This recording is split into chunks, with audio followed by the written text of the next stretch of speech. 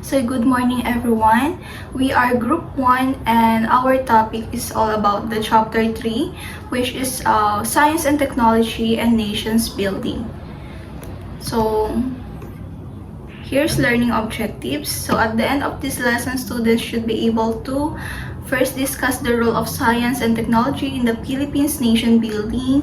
Second is evaluate government science and technology agenda and policies in terms of their contributions to nations building. Third, appraise of the actual science and technology policies of the government and its impact on the development of the Filipino nations. And last is to analyze the indigenous science and technologies. First, we will be discussing about the Philippine government science and technology agenda. So first I introduce myself. My name is Shari Ann Morante. So the Philippine government science and technology agenda. So ano nga ba ibig sabihin nun? Dito natin mapag-uusapan the plan and the programs of the Philippine government to develop science and technology in our country. So, dito mapag-uusapan natin how the government wants to achieve in areas like research, innovation, industry, agriculture, the internet, and climate adaptation. So, the agenda also includes here the strategies, funding, and programs to support scientists. Ayan, dito natin mag-uusapan yon. The engineers and inventors in making the Philippines more innovative and competitive. So, introduction. Science and technology in nations building, or SNT, plays a big role in improving lives and developing our country. Innovations help solve problems and create sustainable progress. Filipino scientists continue to make breakthroughs that benefit the people. So, ibig sabihin lang na ang science and technology ay tumutulong sa pag-unlad ng ating bansa in a way na makapag-invent ng mga iba't ibang technology. Ayan, na dito mas mapapadali yung pamumuhay ng tao sa trabaho, sa komunikasyon. Ayan. So, together with the help of Filipino scientists and innovators, so malaking part sila sa pag-progress ng ekonomiya ng Pilipinas. So next is innovations culture. The Philippines is developing an innovations ecosystem. So sabi dyan, we need more scientists, researchers, and inventors to sustain progress. It is only possible to build an innovations ecosystem if there are enough scientists and technicians. So projects like SaltLam, Salamander Tricycles, and Diwata 1 microsatellite that show our potential. So, ibig sabihin, innovations culture is tumutukoy sa pagpapalaganap ng mga bagong idea ng science and innovations na makakatulong sa pag-unlad ng isang countries. So, ayan, we need more scientists, sabi dyan, like researchers, inventors, para magpatuloy yung progress ng ekonomiya ng Pilipinas. Kasi after discovery na mga na-invent at kapag naging necessary to or essential to sa mga tao and nakita natin na mas naging convenient yung pamumuhay nila, nagiging malaking part siya as contribution ng Philippines sa iba't ibang bansa. Ayan. So, project like using SaltLam, ayan, Salamander Tricycle, and Diwata 1 microsatellite is yan yung mga na-invent na mga Filipino scientists natin, which is malaki siyang factor. Yun nga na makikita dito na ang Philippines ay sumasabay dun sa mga iba't ibang bansa na meron silang mga scientists na nakakapag-invent sila ng mga iba't ibang technology. So dito pa lang nakikita na yung potential na meron tayong potential on how to invent and basis the science. So the first one that na-invent ng isang Filipino scientist is tinatawag nating SaltLam or Sustainable Alternative Ayan, alternative lighting lamp. So, ang salt lamp ay naimbento ni Aiza Mijeno, isang Pilipina scientist at engineer, kung saan ang layunin niya ay magbigay ng mga ilaw sa mga rural areas or liblib na lugar and sa mga coastal areas na mga walang kuryente. So, sabi dyan, power source runs on salt water, 2 tablespoons of salt plus yung 1 glass of water that can light up for up to 8 hours. Ayan. So, gumagana daw yung salt lamp niya in a way na maglalagay ka ng 2 kutsarang asin, ayan, isang baso at isang basong tubig. At yung lamp daw na to is tumatagal ng 8 hours, so 8 oras. So, yung scientific principles niya is works like a galvanic cell using saline solution instead of electrolytes. So, ipaliwanag natin. So, ang galvanic cells means voltaic device kung saan nagpo-produce ng electricity from chemical reaction. Like, ang way niya is gumamit ng asin at tubig. Ayan. Or saline solutions bilang isang energy source na imbis na traditional electrolytes. So, para malaman natin ano nga ba ang electrolytes. So, ang electrolytes are liquids or substances that may such as acids, bases, or salts to conduct electricity when it's dissolved to water. So, ang galvanic cells is example dito yung saline solution or ginagamitan ng salt. While the electrolytes is substances din siya like acid, ginagamitan ng acid, bases, or salt, ayan, to conduct electricity when it's dissolved to water. So, yung mga common electrolytes like table salt, ayan, sodium chloride are safe, but some electrolytes in regular batteries like uses of sulfuric acid or other strong chemicals can be toxic, corrosive, or flammable, that which make them dangerous if natapunan tayo or na-inhale natin siya. So, kaya ang ginawa ni Aiza Mijeno to prevent harmful sa mga tao ay mas convenient kasi asin lang na nakakapag-produce ng light. So, ayan, na-invent niya yung salt instead of acids or electrolytes, ayan, acids or bases. So, the salt lamp ay safe gamitin because it uses natural salt water as the electrolyte. Ayan. No harmful chemicals, acid, or risk of fire.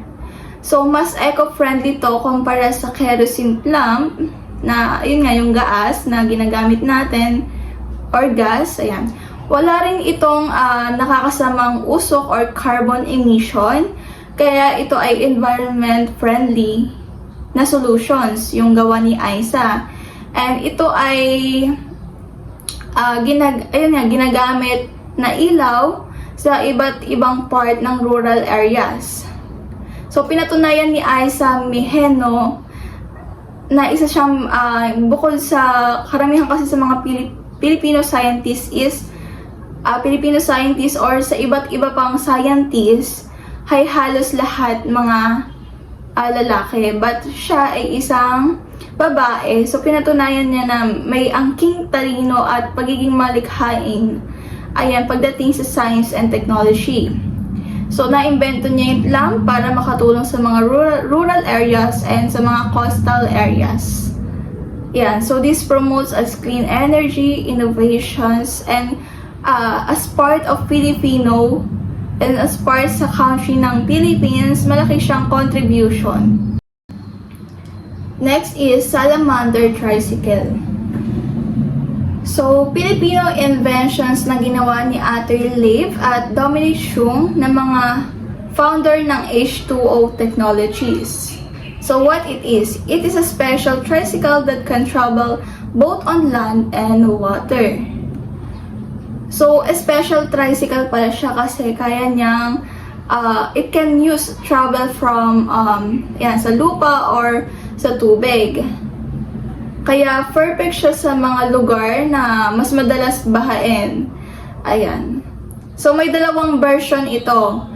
Yung isa, ginagamitan ng isang gasoline-powered or 250cc engine at yung isa naman is electric-powered by kilowatt motor.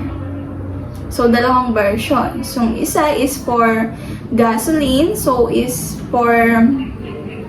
sa lupa, ayan. As you can see sa picture, nagagamit siya. While nagagamit din natin siya sa tubig.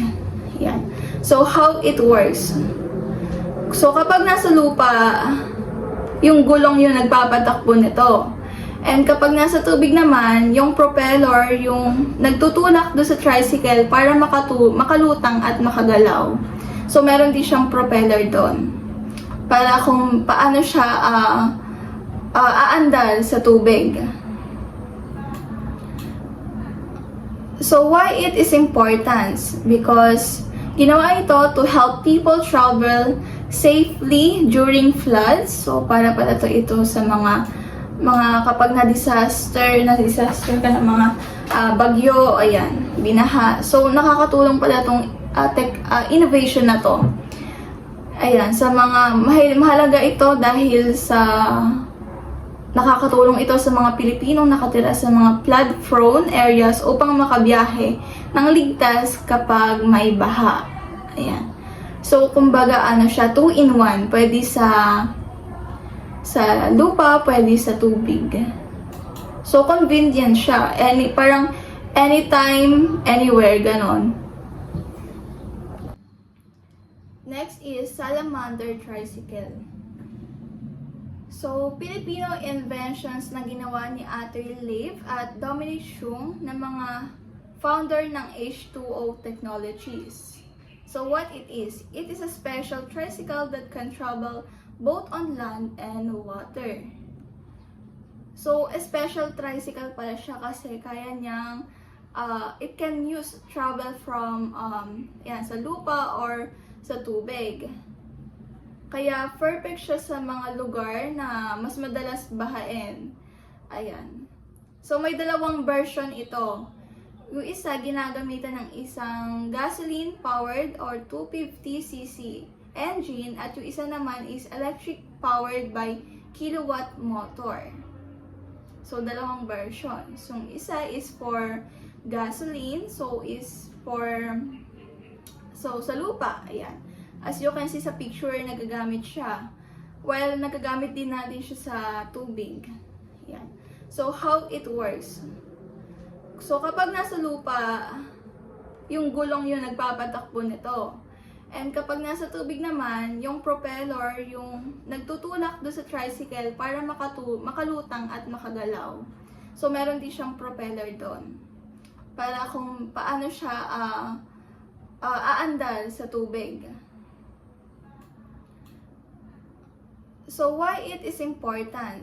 Because ginawa ito to help people travel safely during floods. So, para pala ito sa mga kapag na-disaster ka ng mga bagyo, ayan, binaha. So, nakakatulong pala itong innovation na to. Ayan, sa mga mahalaga ito dahil sa nakakatulong ito sa mga Pilipinong nakatira sa mga flood-prone areas upang makabiyahe ng ligtas kapag may baha. Ayan. So, kumbaga, siya, 2-in-1. Pwede sa lupa, pwede sa tubig. So, convenient siya. Parang anytime, anywhere, ganon.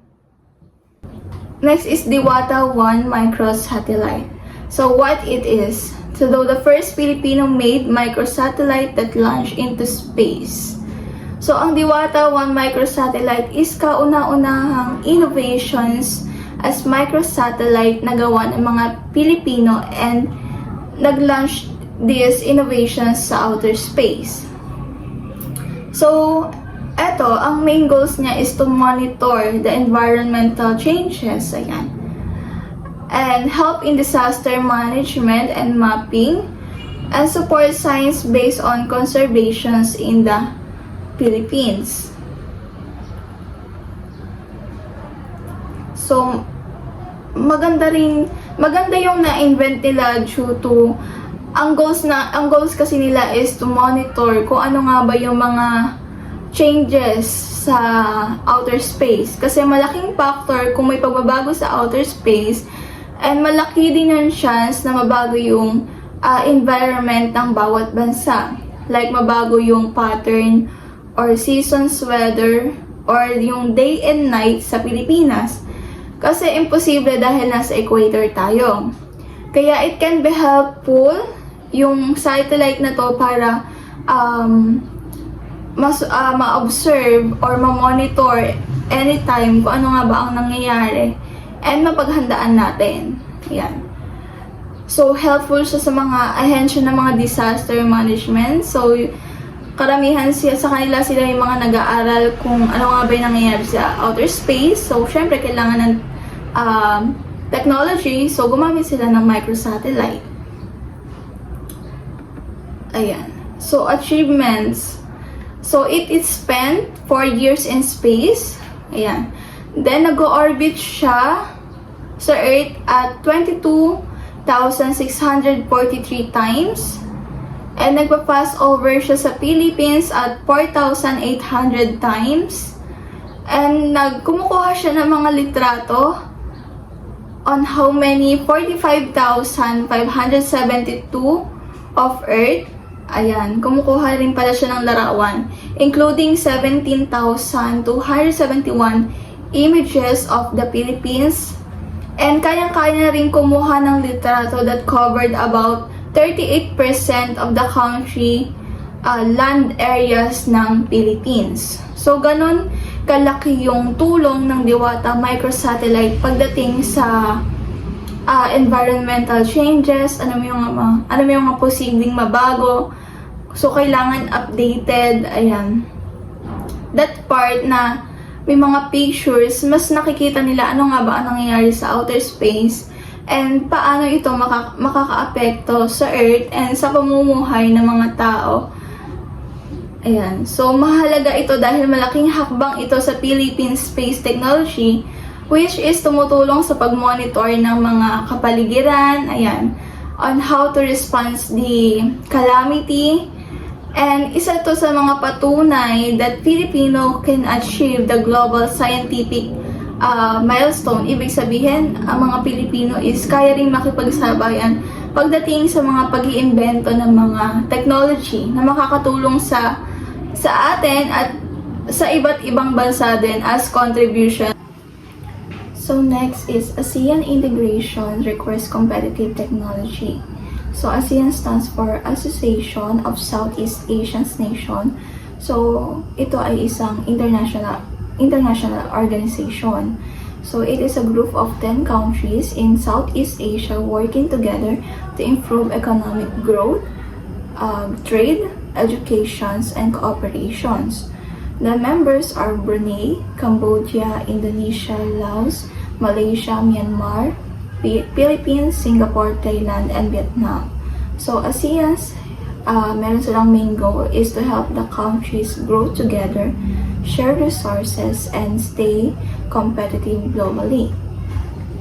So sabi nga dyan, ASEAN integrations means that the Philippines works closely with other Southeast Asian countries in terms of trade, education, and technology. So to keep up and compete with other Asian nations, so the Philippines must improve its science and technology. So para mag-work together yung science and technology development, so kinakailangan makipag-cooperate with other Southeast Asian countries. So science and technology help us understand nature, create new invention, and solve problems in modern ways. So ASEAN is strengthening our scientific knowledge and technological skills so Filipino can become more competitive, innovative, and economically strong in the ASEAN community. So next is two major approaches for S&T development. So meaning, meron daw dalawang paraan or strategies in the Philippines in using to improve science and technology. So ano nga ba yung dalawang paraan na yun para ma-improve natin yung science and technology? So the first one is stronger research and development in the regions. So meaning that focus on all regions, not just in Manila. The second is to increase funding for research via DOST Council such as PCIERD, PCARD, and ASTI. So yung mga nabanggit ko na yun is councils or agencies that under DOST or Department of Science and Technology that help support research and development in specific areas. So, number one is PCIERD. So, si PCIERD is Philippines Council for Industry, Energy, and Emerging Technology Research and Development. Which is, itong agency na to is nakafocus sa research for development in industry, energy, and new technologies. And sila yung sumusupport for the projects or research that help industries grow and innovate. Second is PCAARD or the Philippine Council for Agriculture, Aquatic, and Natural Resources Research and Development. So, ito namang pangalawang agency na to is nakafocus sila sa research for agriculture, fisheries, and natural resources. Which is, tumutulong sila to support on how to improve food production, farming methods, and sustainability. And last is yung ASTI or ASTI, the Advanced Science and Technology Institute. So, focuses sila yung mga research, sa research sila nakafocus on advanced technology. Ayan, yung mga research na yan. Focuses the technology, electronics, and space programs. To support, sila yung mga nagsusupport for projects like satellite, ICT, and other high-tech innovation. Ayan, sila yung mga agency and may mga specific areas sila kung saan sila pwedeng magbigay ng tulong o support to give funding research with those specific areas such as the agriculture, meron namang for ICT or satellite, meron namang for industry. Ayan. So, work or collaborate with regional university to support research programs. So, isa rin siyang paraan to mas ma-develop yung science and technology, makapag-innovate ng mas marami. So, kailangan natin makipag-collaborate with regional universities for ideas, ayan, for suggestion ng mga iba't ibang university. So, magkaroon ng collab, ayan, for research programs. Next is support food production, industry, and innovations in local areas.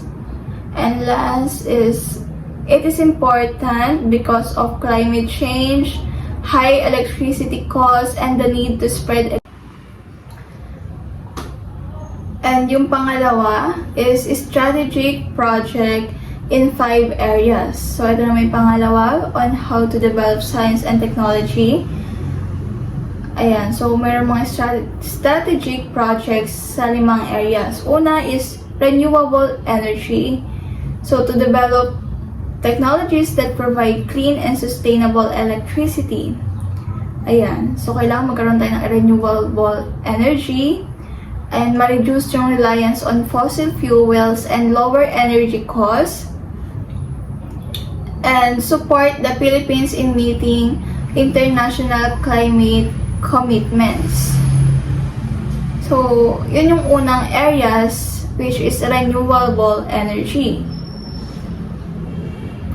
So, project tayo ng renewable energy. Pangalawa, letter B, S&T for industrial development.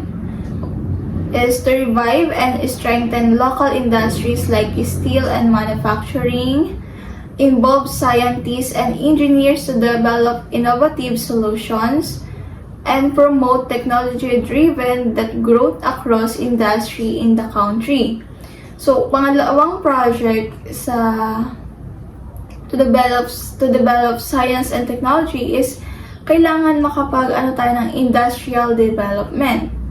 So, that focus local industries by manufacturing, kailangan tayo ng mga involved scientists and engineers to creating innovative solution. Letter C or pangatlong areas is to faster and less expensive internet, meaning to improve internet speed and access across the Philippines, reduce the digital gap between cities and rural areas, and enable better communications, educations, and business opportunities. So, sa pangatlo is magkaroon ng mabilisang internet or affordable and less expensive. So, pangatlong projects yon to develop the science and technology. To improve internet, so ma-reduce yung pagkakaroon ng digital divide between the urban and rural areas. So, may mga tao kasi pagdating sa urban, mas more on accessible sila pagdating sa mga internet, gadgets, ayan. Unlike sa mga rural areas is sobrang hina ng signal, so isa siya sa mga projects na kailangan ma-develop. Next, so letter D, for number 4 areas is increase food production. So, use modern technology to grow more crops even on limited land, improve crop quality and reduces losses, and last is to reduce dependence on imported fertilizer and other inputs. So, to improve, so kailangan nating mag-increase ang food production by using modern technology, ayan, to limited land, and to improve crop quality, and ma-reduce natin yung mga pagiging dependent natin pagdating sa mga imported fertilizer na ginagamit natin sa agriculture and farming. And last areas is letter E, climate change adaptation. So, give farmers tools and method to handle changing weather. Promote resilient farming practices for better harvest. And remove or replace old or inefficient technology that lower productivity. So, ito naman is nakabase sa climate change. So, kailangan makapag-provide tayo sa mga farmers ng mga tools, mga technology, kung paano mahahandle kapag nagkaroon ng changing weather. Ayan. Like yung ang dami na invento ngayon, lalo na kapag bumagyo, di ba? May mga, kung tawagin, robot na. So, imbis na yung tao yung gumagapas or nag-harvest ng palay, so meron na tayong tinatawag na mga machine, ayan, na robot, yung mga nag-harvest na ng makina, ayan. So, mas mabilisan pag kunyari may mga instances na may mga papalapit na bagyo. So, ginagamit na rin siya para mas makatulong, ayan, mas ma-improve pagdating sa agriculture. So, last is mechanism and support for S&T growth. So, to support for science and technology development, so the first is magkaroon ng increased research funds from DOST and planning bodies. Second is Balik Scientist Program that we'll be discussing by next reporter, which is to encourage scientists abroad to return. Ayan. Next is to support S&T development is magkaroon ng Young Scientist Retention Program, which is they engage local talent in research programs or projects. So, to support for S&T development is kailangan mag-promote ng industry research collaborations through committees. Next is ASEAN SNT cooperation, especially in space and climate programs. And last is support SMEs programs like set up to apply science and technology locally. So yung mga nabanggit ka na yon is part siya to support on how science and technology develop. Ayan. Which is yung mga programs na yon is madi-discuss by next reporter. And that's it.